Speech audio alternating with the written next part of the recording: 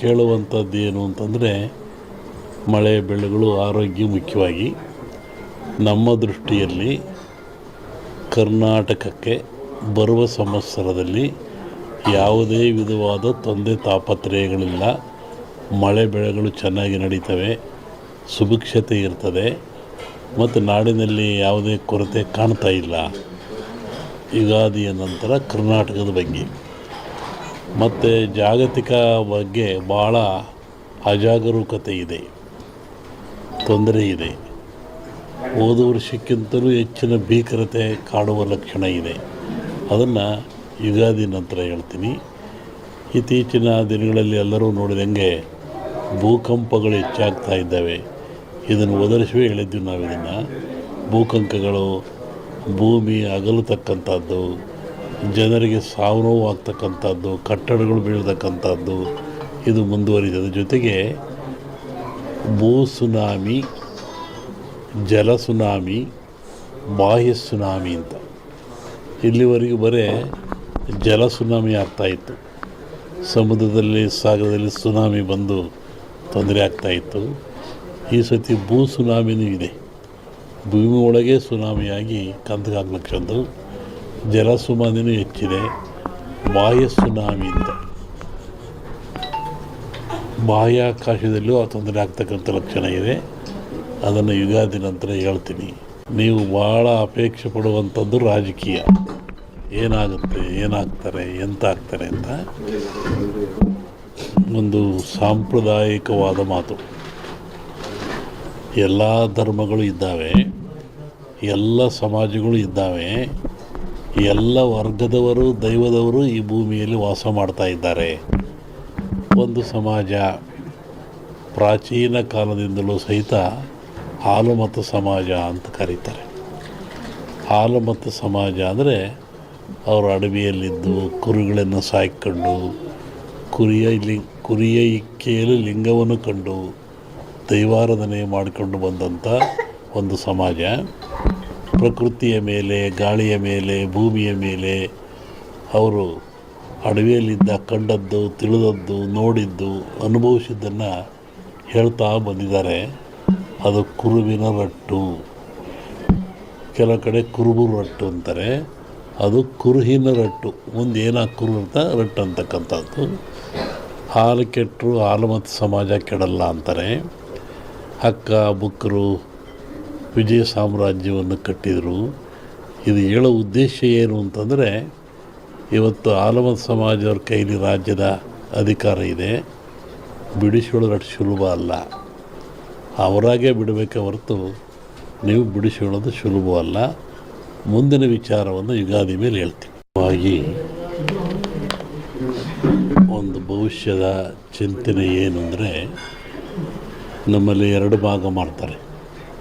ಒಂದು ಸಂಕ್ರಾಂತಿಯ ಭವಿಷ್ಯ, ಇನ್ನೊಂದು ಯುಗಾದಿಯ ಭವಿಷ್ಯ.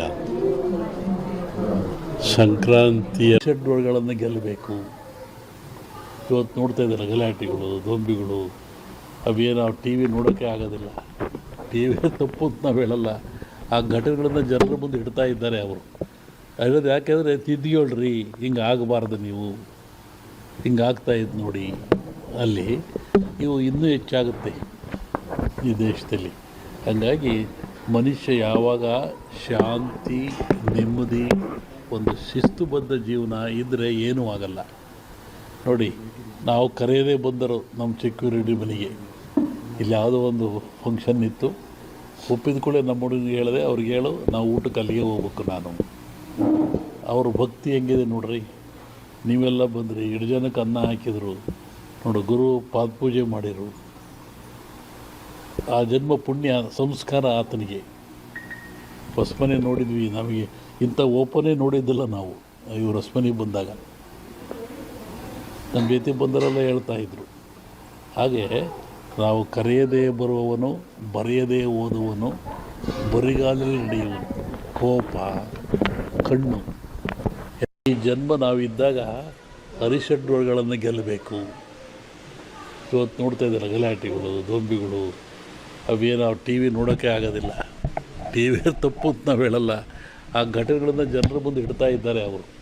ಹೇಳೋದು ಯಾಕೆಂದರೆ ತಿದ್ದಿಯೋಳ್ರಿ, ಹಿಂಗೆ ಆಗಬಾರ್ದು ನೀವು, ಹಿಂಗೆ ಆಗ್ತಾಯಿದ್ದು ನೋಡಿ ಅಲ್ಲಿ, ಇವು ಇನ್ನೂ ಹೆಚ್ಚಾಗುತ್ತೆ ಈ ದೇಶದಲ್ಲಿ. ಹಾಗಾಗಿ ಮನುಷ್ಯ ಯಾವಾಗ ಶಾಂತಿ, ನೆಮ್ಮದಿ, ಒಂದು ಶಿಸ್ತುಬದ್ಧ ಜೀವನ ಇದ್ದರೆ ಏನೂ ಆಗಲ್ಲ. ನೋಡಿ, ನಾವು ಕರೆಯದೇ ಬಂದರು ನಮ್ಮ ಸೆಕ್ಯೂರಿಟಿ ಮನೆಗೆ, ಇಲ್ಲಿ ಯಾವುದೋ ಒಂದು ಫಂಕ್ಷನ್ ಇತ್ತು, ಒಪ್ಪಿದ ಕೂಡ ನಮ್ಮ ಹುಡುಗನಿಗೆ ಹೇಳಿದೆ, ಅವ್ರಿಗೆ ಹೇಳು ನಾವು ಊಟಕ್ಕೆ ಅಲ್ಲಿಗೆ ಹೋಗ್ಬೇಕು ನಾನು. ಅವ್ರ ಭಕ್ತಿ ಹೆಂಗಿದೆ ನೋಡ್ರಿ. ನೀವೆಲ್ಲ ಬಂದ್ರಿ, 2 ಜನಕ್ಕೆ ಅನ್ನ ಹಾಕಿದರು, ನೋಡು ಗುರು ಪಾದಪೂಜೆ ಮಾಡಿರು. ಆ ಜನ್ಮ ಪುಣ್ಯ ಸಂಸ್ಕಾರ ಆತನಿಗೆ. ಹೊಸಮನೆ ನೋಡಿದ್ವಿ, ನಮಗೆ ಇಂಥ ಓಪನೇ ನೋಡಿದ್ದಿಲ್ಲ ನಾವು ಇವರು ಹೊಸಮನೆಗೆ ಬಂದಾಗ. ನಮ್ಮ ಜೊತೆ ಬಂದರೆಲ್ಲ ಹೇಳ್ತಾಯಿದ್ರು. ಹಾಗೆ ನಾವು ಕರೆಯದೇ ಬರುವವನು, ಬರೆಯದೇ ಓದುವನು, ಬರಿಗಾಲಲ್ಲಿ ನಡೆಯುವನು. ಕೋಪ, ಕಣ್ಣು, ಯಥಾ ದೃಷ್ಟಿ ತಥಾ ಸೃಷ್ಟಿ. ನಾವು ಹೆಂಗೆ ನೋಡ್ತೀವಿ ಸೃಷ್ಟಿ ಹಂಗೆ ಕಾಣುತ್ತೆ. ಅನ್ನವನ್ನು ಅನ್ನವಾಗಿ ನೋಡ್ತೀವಿ, ಪ್ರಸಾದವಾಗಿ ನೋಡ್ತೀವಿ, ಕೂಳಾಗಿ ನೋಡ್ತೀವಿ, ಅಲ್ಲ ದೃಷ್ಟಿ ಆಗ್ತದೆ. ಹಾಗೆ ಒಂದು ಹೆಣ್ಣನ್ನು ನೋಡಿದರೆ ಪ್ರಕೃತಿ, ಮಾತೆ, ತಾಯಿ, ಮಾಯೆ, ವಿಕೃತಿ. ಆಕೆ ತಾಯಿಯಾಗಿ ನೋಡ್ತೀವಿ ನಾವು, ಮಾಯಾಗಿ ನೋಡೋದಿಲ್ಲ. ಯಾಕೆ ನೋಡೋ ಕಣ್ಣುಗಳು ಆ ಥರ. ಅದಕ್ಕೆ ಕಣ್ಣನ್ನು ಶುದ್ಧಿಯಾಗಿಟ್ಟುಕೋ. ಬರೆಯದೇ ಓದುವನು ಅಂದರೆ ಕಣ್ಣು, ಬರಿಗಾಲಲ್ಲಿ ನಡೆಯುವನು ಅಂದರೆ ಮನಸ್ಸು. ಮನಸ್ಸನ್ನು ಗೆಲ್ಲೋದು ಕಷ್ಟ, ಹೆಂಗಾದ್ರೆ ಹೆಂಗೆ ಹೋಗಿಬಿಡುತ್ತೆ. ಆ ಮನಸ್ಸನ್ನು ಗೆದ್ದವನು ಮಹಾತ್ಮನಾಗ್ತಾನೆ, ಮನಸ್ಸಿಗೆ ಸೋತನು ಮನುಷ್ಯ ಆಗ್ತಾನೆ. ಹಾಗಾಗಿ ಈ ಸಂವತ್ಸರದಲ್ಲಿ ಶುಭಕ್ಕಿಂತ ಅಶುಭವೇ ಜಾಸ್ತಿ. ಇನ್ನೊಂದು ಹೇಳಬೇಕು, ಶ್ರಾವಣದ ಮೇಲೆ ಹೇಳ್ತೀನಿ ಅದನ್ನು ನಾನು. ಇದು ಕ್ರೋಧಿ ನಾಮ ಸಂವತ್ಸರ. ಒಂದೊಂದು ಸಂವತ್ಸರದಲ್ಲಿಯೂ ತನ್ನದೇ ಆದ ಫಲವನ್ನು ಅನಾದಿ ಕಾಲದ ಸಂವತ್ಸರಗಳು ಕೊಡ್ತಾ ಬರ್ತಾ ಇದ್ದಾವೆ. ಈಗ ಈ ಸಾರಿ ಇರುವಂಥದ್ದು ಕ್ರೋಧಿ ನಾಮ ಸಂವತ್ಸರ. ಈ ಹೆಸರಿನಲ್ಲೇ ಇದೆ ಕ್ರೋಧ, ದ್ವೇಷ, ಅಸೂಯೆ, ಮತ್ಸರ. ಶುಭಕ್ಕಿಂತ ಅಶುಭಗಳೇ ಜಾಸ್ತಿ ಈ ಸಂವತ್ಸರದಲ್ಲಿ. ಶುಭನೂ ಇದೆ, ಅಶುಭನೂ ಇದೆ. ಪಂಚಘಾತಕಗಳು ಆಗ್ತವೆ.